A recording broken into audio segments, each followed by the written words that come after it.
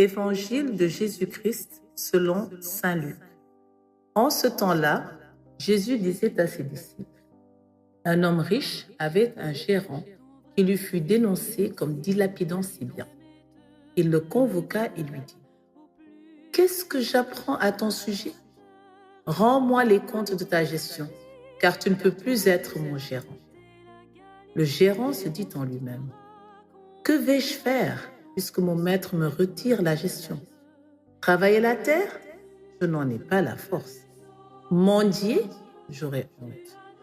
Je sais ce que je vais faire pour qu'une fois renvoyé de ma gérance, des gens m'accueillent chez eux. » Il fit alors venir, un par un, ceux qui avaient des dettes envers son maître. Il demanda au premier, « Combien dois-tu à mon maître? » Il répondit, « 100 barils d'huile. » Le gérant lui dit, « Voici ton reçu. Vite, assieds-toi et écris 50. » Puis il demanda à un autre, « Et toi, combien dois-tu? » Il répondit, « 100 sacs de blé. » Le gérant lui dit, « Voici ton reçu, écris 80. » Le maître fit l'éloge de ce gérant malhonnête, car il avait agi avec habileté. En effet, les fils de ce monde sont plus habiles entre eux que les fils de la lumière. Eh bien, moi, je vous le dis, faites-vous des amis avec l'argent malhonnête, afin que, le jour où il ne sera plus là, ses amis vous accueillent dans les demeures éternelles. Celui qui est digne de confiance dans la moindre chose est digne de confiance aussi dans une grande. Celui qui est malhonnête dans la moindre chose est malhonnête aussi dans une grande. Si donc vous n'avez pas été digne de confiance pour l'argent malhonnête, qui vous confiera le bien véritable? Et si pour ce qui est à autrui, vous n'avez pas été digne de confiance, ce qui vous revient, qui vous le donnera? Aucun domestique ne peut servir deux maîtres. Ou bien il haïra l'un et aimera l'autre, ou bien il s'attachera à l'un et méprisera l'autre. Vous ne pouvez pas servir à la fois Dieu et l'argent. Acclamons la parole de Dieu. Jésus, Sauveur, tu as donné ta vie pour nous. Jésus, Sauveur, fais-nous grandir en ton amour. Vous ne pouvez pas servir à la fois Dieu et l'argent. Frères et sœurs, ce n'est pas la première fois que Jésus nous lance un avertissement par rapport à l'argent et aux biens de ce monde. Rappelez-vous sa rencontre avec l'homme riche et sa parole selon laquelle il sera difficile à un riche d'entrer dans le royaume de Dieu. Marc 10, 34. Cette parole claire de l'évangile de ce jour, 25e dimanche du temps ordinaire, nous demande de faire un choix, le choix de celui que nous voulons réellement servir. Dieu ou l'argent, l'évangile du royaume ou les biens de ce monde. On répondra sans hésiter Dieu, évidemment. Mais est-ce que cela se voit dans notre vie de tous les jours? Dieu a-t-il la première place dans notre quotidien? Avons-nous la même détermination pour l'avancée du royaume de Dieu que lorsque nous recherchons l'argent? L'argent est-il pour nous un simple instrument au service du royaume ou une fin en soi, un moyen de plaisir ou de domination? Dans l'évangile d'aujourd'hui, Jésus nous demande de revisiter notre rapport aux biens matériels en général et à l'argent en particulier. Et pour cela, il nous donne la parabole de l'intendant, du comptable, à qui le patron demande de rendre compte de sa gestion, ayant appris qu'il gère mal ses affaires.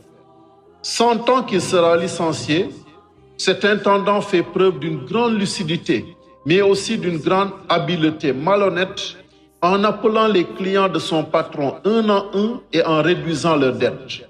Ainsi, se dit-il, lorsqu'il sera renvoyé, puisqu'il le sera, il pourra trouver auprès de ses clients un accueil favorable, car ceux-ci vont lui renvoyer l'ascenseur.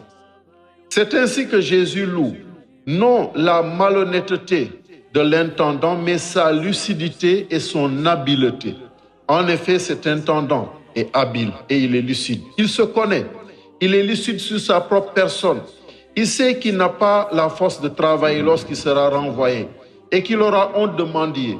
Donc, il utilise ce qui lui restait comme dernière solution, à savoir utiliser les biens de son patron pour diminuer les dettes de ses clients. Il a su bien manœuvrer pour être à l'abri du besoin lorsqu'il sera au chômage. La leçon de cette parabole et de cet évangile est celle-ci. Nous devons utiliser la même habileté que nous mettons à chercher de l'argent ou à gérer notre argent. Nous devons l'utiliser pour faire grandir et avancer le royaume de Dieu. Et c'est cela être du côté de la lumière, être enfant de la lumière. La seconde leçon est d'utiliser l'argent trompeur, nous dit Jésus. L'argent est trompeur car il nous donne une fausse sécurité et un faux sentiment de toute puissance. Donc, investir notre argent, l'argent trompeur, pour la vie éternelle. Bien sûr, frères et sœurs, cela va à l'encontre de l'esprit du monde où règne l'idolâtrie de l'argent.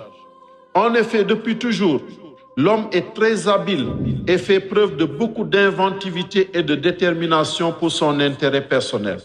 Et la recherche de l'argent entre dans ce cadre général. Nous avons entendu dans la première lecture le prophète Amos dénoncer les méfaits et les injustices de ses contemporains, dont certains ne cherchent qu'à s'enrichir aux dépens des autres.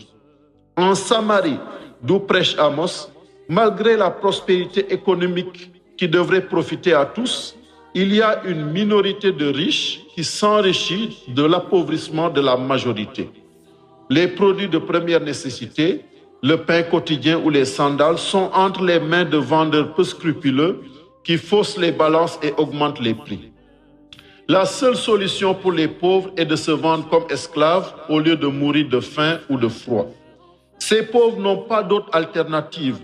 S'ils essaient de recourir aux tribunaux, c'est peine perdue, car les juges sont corrompus et prennent systématiquement le parti des riches contre les pauvres. Ces riches ont horreur des jours fériés, car ils les empêchent de faire affaire. C'est pourquoi on les entend dire dans la première lecture, je cite, « Quand donc la fête de la nouvelle lune sera-t-elle passée pour que nous puissions vendre notre blé, faire affaire donc? Quand donc le sabbat sera-t-il fini pour que nous puissions écouler notre froment, faire affaire? Mais le Seigneur n'oublie aucun de leurs méfaits et injustices. » Frères et sœurs, c'est comme si le prophète Amos vivait aujourd'hui, tellement sa société ressemble à la nôtre. Nous voyons bien aujourd'hui que les biens de la terre et les richesses du monde sont détenus par une infime minorité au détriment de la majorité qui devient de plus en plus pauvre. Les matières premières sont confisquées, les produits font l'objet de spéculations et l'argent est prêté à des taux exorbitants. Et les États, au lieu d'être du côté des pauvres et des faibles, sont pris en otage par les riches, de même que les tribunaux et les médias. Ces riches, ces gens sont prêts à tout et même à faire des coups d'État, à tuer pour conserver leurs richesses et intérêts. Ils écrasent tous ceux qui veulent leur barrer le chemin. Nous-mêmes, frères et sœurs, à un moindre niveau, nous usons de la même âpreté au gain et de la même détermination pour obtenir ou conserver notre argent. Nous faisons preuve de beaucoup d'inventivité pour chercher de l'argent. Certains font des heures supplémentaires incroyables, d'autres travaillent 7 jours sur 7 et d'autres encore usent de fraude, de mensonges et d'injustice pour avoir des sous. Tous les moyens sont bons. Un proverbe oriental dit qu'il y a une grande différence entre la soif d'eau et la soif d'argent. Quand on a bu de l'eau, on est désaltéré, alors que l'argent, on en veut encore plus. Regardons autour de nous. Nous connaissons des gens qui ont tout sacrifié, leurs principes, leur éthique, leur honneur, leur bonheur et même leur foi pour acquérir ou augmenter leur richesse. Eh bien, Jésus nous dit dans l'évangile d'aujourd'hui, faites preuve de la même habileté et de la même ingéniosité pour les choses de Dieu. Faites travailler votre intelligence et volonté pour l'avancée du règne de Dieu comme vous le faites pour avoir de l'argent. Quelle leçon pour nous aujourd'hui? Frères et sœurs, que chacun se demande, qu'est-ce que je fais concrètement pour l'avancée du royaume de Dieu? Prier, oui. Aller à la messe, oui. S'engager dans les mouvements, groupes de prière et associations, oui. Mais qu'est-ce que je fais comme initiative personnelle pour que le Christ soit mieux connu et aimé? Le champ de Dieu est vaste. Chacun y a sa place et peut y travailler. Quelle est ma contribution personnelle? Ai-je la même obsession pour les œuvres de Dieu que pour la recherche de l'argent? L'habileté et l'inventivité dont je fais preuve pour la recherche de l'argent, est-ce que je les déploie pour le royaume de Dieu?